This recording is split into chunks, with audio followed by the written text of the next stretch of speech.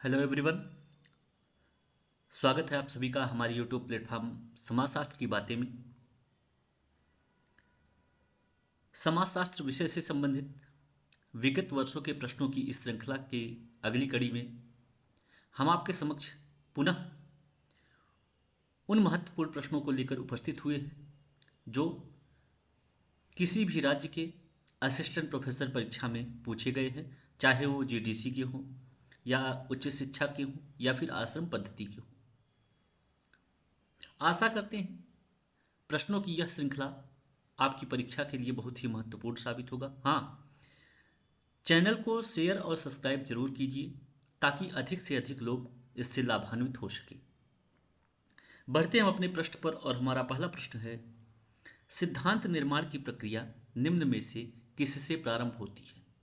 आपको बताना है कि दिए गए विकल्पों में से कौन सा विकल्प एक ऐसा है जहां से सिद्धांत निर्माण की प्रक्रिया प्रारंभ होती है। ऑप्शन है उद्देश्यवाद, शब्द, अवधारणा, विचार। इसमें आपका राइट ऑप्शन हो जाएगा अवधारणा। अवधारणा से ही किसी सिद्धांत निर्माण की प्रक्रिया प्रारंभ होती है। अगला प्रश्न, किसने समाज के उद्विकास की जंगली, बर्बर और सभ्य अवस्थाओं का वर्णन किया है? प्रश्न है, किसने समाज के उद्विकास की जंगली, बर्बर और सभ्य अवस्थाओं का वर्णन किया है? Option Morgan, Comte, Parsons, Spencer. इसमें आपका राइट ऑप्शन हो जाएगा मॉर्गन। अगला प्रश्न है, द न्यूर किसकी कृति है? पुस्तक है द न्यूर। आपको बताना किसके राइटर कौन है। ऑप्शन आपका Evans Pritchard, R Brown, Edward Sil, Ivan Illich. इसमें आपका राइट ऑप्शन हो जाएगा इवांस प्रिचार्ड जो हैं ये द न्यूर की लेखक हैं। अगला प्रश्न है, हर्बर्ट स्पेंसर किससे संबंधित हैं? दिए गए विकल्पों में से हर्बर्ट स्पेंसर किससे संबंधित हैं? ऑप्शन है आपका द्वंद्वात्मक भौतिकवाद, समाज की सावयवी अवधारणा, स्थैतिक व गतिज समाज, इनमें से कोई नहीं। यहाँ पे आपका राइट ऑप्शन हो जाएगा समाज की सावयवी अवधारणा जो है ये हर्बर्ट स्पेंसर से संबंधित है। अगला प्रश्न, कार्ल मार्क्स के लिए लंपट सर्वहारा से क्या अभिप्राय है? आपको बताना है अकॉर्डिंग टू कार्ल मार्क्स लंपट सर्वहारा से क्या अभिप्राय है। ऑप्शन सभी श्रमिक, स्त्रियां, किसान व अपराधी। दूसरा, मजदूरी करने वाले व संविदा श्रमिक। तीसरा, भिक्षुक, असंगठित क्षेत्रों के मजदूर व छोटे अपराधी। चौथा है मजदूरी करने वाले निम्न वर्ग। इसमें आपका राइट ऑप्शन हो जाएगा भिक्षुक, असंगठित क्षेत्रों के मजदूर व छोटे अपराधी जो हैं ये लंपट सर्वहारा से संबंधित हैं अकॉर्डिंग टू कार्ल मार्क्स। अगला प्रश्न, निम्नलिखित में से कौन सा समिति का लक्षण नहीं है? आपको बताना समिति का लक्षण नहीं है। अनिवार्य सदस्यता यह समिति का लक्षण है, लोगों का समूह ये भी समिति का लक्षण है, अस्थायी प्रकृति यही जो है समिति का लक्षण नहीं है, उद्देश्यों की उपस्थिति भी समिति का लक्षण है। यहाँ पे आपका प्रश्न के अकॉर्डिंग आपका राइट ऑप्शन हो जाएगा अस्थायी प्रकृति, ये जो है आपकी समिति का लक्षण नहीं है। अगला प्रश्न, किसने परिभाषित किया कि सहभागी निरीक्षणकर्ता अध्ययन के लिए सहभागी निरीक्षणकर्ता अध्ययन किए जाने वाले समूह के बीच रहता है अथवा अन्य प्रकार से उनके जीवन में भाग लेता है? आपको बताना है कि यह किसने परिभाषित किया कि सहभागी निरीक्षणकर्ता अध्ययन किए जाने वाले समूह के बीच रहता है अथवा अन्य प्रकार से उनके जीवन में भाग लेता है। ऑप्शन आपका गुडे एवं Hatt, Raymond Firth, P V Young, John एवं मार्जा। इसमें आपका राइट ऑप्शन हो जाएगा पीवी यंग। अगला प्रश्न है, दिए गए विकल्पों में से सभी सही सुमेलित है। ऑप्शन पहला है आर एल एकॉफ, इसका संबंध डिजाइन ऑफ सोशल रिसर्च 1953 से है। दूसरा, पीवी यंग, इनका संबंध scientific social survey and research 1975 से है। गुडे एवं हार्ट, इनका संबंध मेथड्स इन सोशल रिसर्च 1952 से है। और एफ एल व्हिटनी, इनका संबंध एलिमेंट्स ऑफ रिसर्च 1956 से है। अगला प्रश्न, किसने यह तर्क दिया है कि एक साथ रहने वाले लोगों के जीवन में क्रियाशील अंतर्निहित प्रक्रियाओं का अनुसंधान ही सामाजिक अनुसंधान है?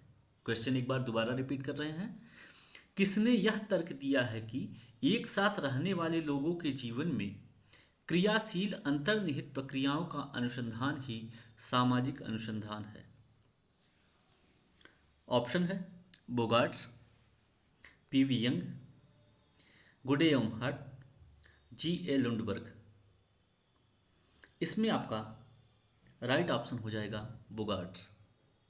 अगला प्रश्न है, यह विवेचना किसने किया है कि समाज को कमांड क्लास और ओबे क्लास में विभाजित किया जा सकता है? समाज को कमांड क्लास और ओबे क्लास में विभाजित किया जा सकता है। ऑप्शन है Karl Marx, Peter Berger, Ralf Dahrendorf, Anthony Giddens. इसमें आपका राइट ऑप्शन हो जाएगा राल्फ डायरेनडॉर्फ।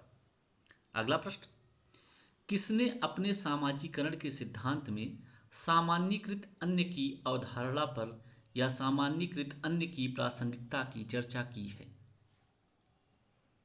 ऑप्शन है H M Johnson, C H Cooley, G H Mead, S fried.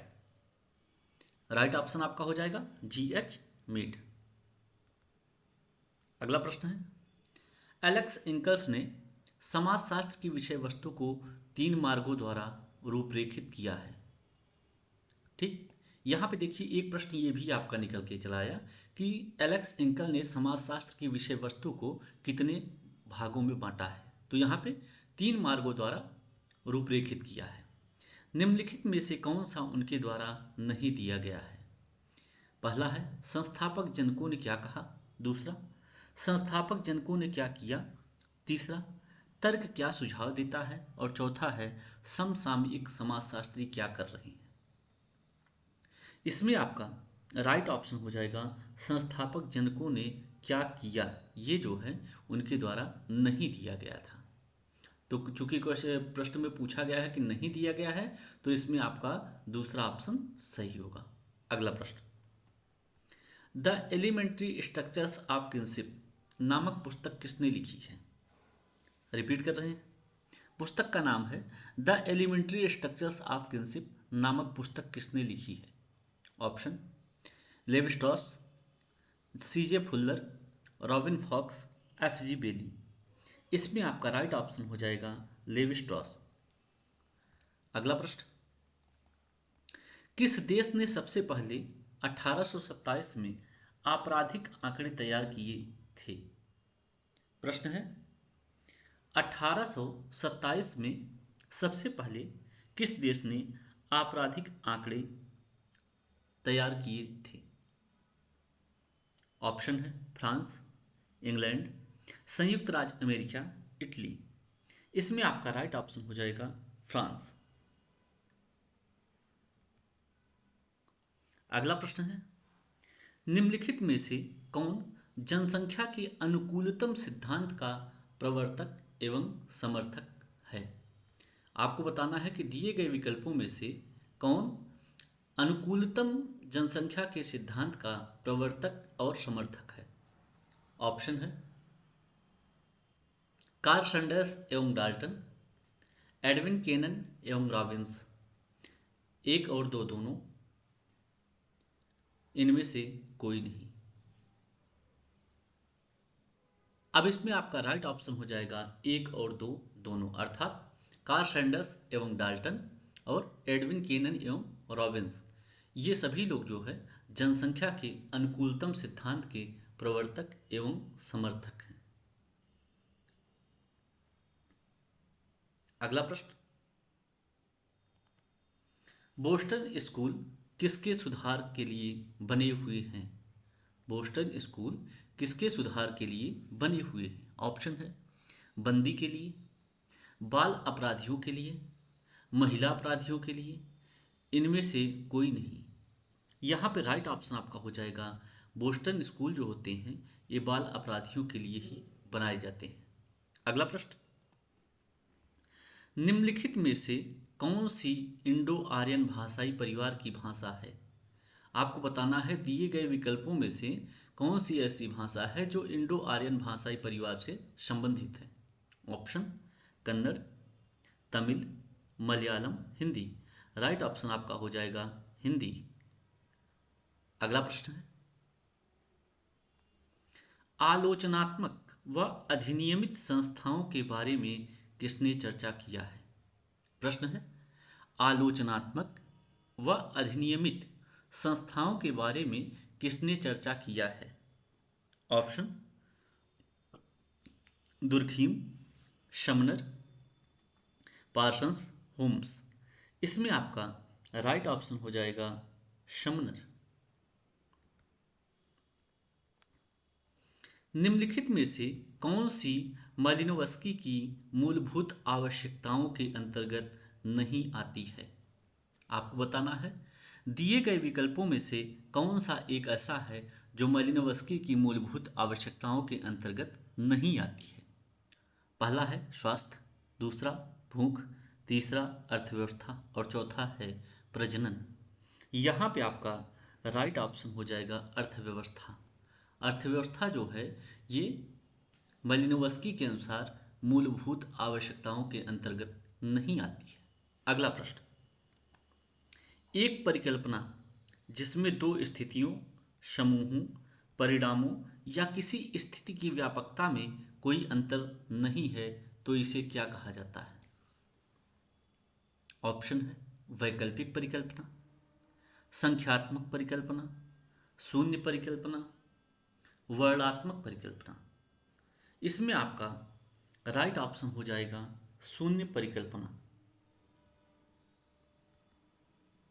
अगला प्रश्न है, किसने कहा है कि भारतीय समाज हिंदू समाज है और हिंदू परंपराओं को समझे बिना उसे समझा नहीं जा सकता? दोबारा रिपीट कर रहे हैं, किसने कहा है कि भारतीय समाज हिंदू समाज है और हिंदू परंपराओं को समझे बिना उसे समझा नहीं जा सकता? ऑप्शन आपका एन के बोस, लुई ड्यूमा, आर के मुखर्जी, जी एस घुरिये। यहाँ पे आपका राइट ऑप्शन हो जाएगा जी एस घुरिये ने कहा है कि भारतीय समाज हिंदू समाज है और हिंदू परंपराओं को समझे बिना उसे समझा नहीं जा सकता। अगला प्रश्न, यहाँ पे आपको ये ब्लैंक प्लेस जो छूटा है इसको फिल करना है। फिल इन द ब्लैंक्स वाला क्वेश्चन है। तो खाली स्थान को भारत में समाजशास्त्र का पिता माना जाता है। प्रश्न है, निम्नलिखित में से किसको भारत में समाजशास्त्र का पिता माना जाता है? ऑप्शन है Radha Kamal Mukherjee, M N Srinivas, G S Ghurye, Yogesh Atal. अब इस प्रश्न का राइट ऑप्शन जो होगा वो आप कमेंट बॉक्स में देंगे कि इस प्रश्न का कौन सा उत्तर सही है। चूंकि प्रश्न ये बहुत ही नॉर्मल है, नॉर्मल और आसान भी है, लेकिन थोड़ा सा इसमें ध्यान देने वाली बात यह है कि भारत में समाजशास्त्र का पिता पूछा गया, ना कि केवल समाजशास्त्र का पिता पूछा गया। तो इस प्रश्न का उत्तर आप कमेंट बॉक्स में देंगे। हम बढ़ते हैं अगले प्रश्न पर और प्रश्न है आपका, किसके अनुसार सामाजिक मानदंड एक प्रमाणित कार्य प्रणाली का रूप है? सामाजिक मानदंड एक प्रमाणित कार्य प्रणाली का रूप है। यह कार्य संपन्न करने का एक तरीका है जो हमारे समाज में स्वीकृत है। ऑप्शन बीरस्टीट, वुड्स, मूरे, डेविस।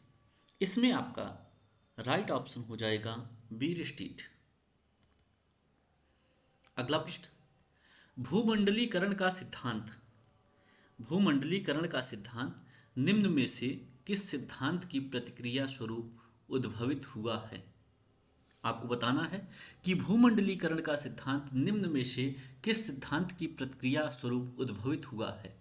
ऑप्शन है संरचनावाद, प्रकार्यवाद, आधुनिकीकरण, उद्विकासवाद।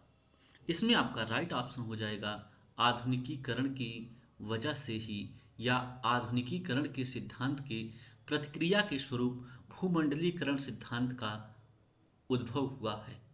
अगला प्रश्न, अगला और इस वीडियो का या इस अंक का अंतिम प्रश्न है, सोशल इकोलॉजी नामक पुस्तक किसने लिखी है? पुस्तक का नाम है सोशल इकोलॉजी। ऑप्शन है आंद्रे बेते, रामचंद्र गुहा, आनंद चक्रवर्ती, इनमें से कोई नहीं। इसमें आपका राइट ऑप्शन हो जाएगा रामचंद्र गुहा। हाँ, ये प्रश्न थोड़ा सा जिस समय पेपर में आया था उसमें थोड़ा सा टिपिकल हो गया था, क्योंकि ये प्रश्न निरस्त कर दिया गया था और इसमें आंसर जो सही माना गया था वो राधा कमल मुखर्जी को माना गया था। लेकिन अगर ऑप्शन में राधा कमल मुखर्जी ने मान लीजिए वहाँ तो निरस्त हो गया था, अगर ऑप्शन में राधा कमल मुखर्जी नहीं है तो रामचंद्र गुहा भी सही आंसर होगा, क्योंकि इस पुस्तक के नाम के साथ दोनों लोग के नाम आते हैं। इसी के साथ यह वीडियो यहीं पर समाप्त होता है।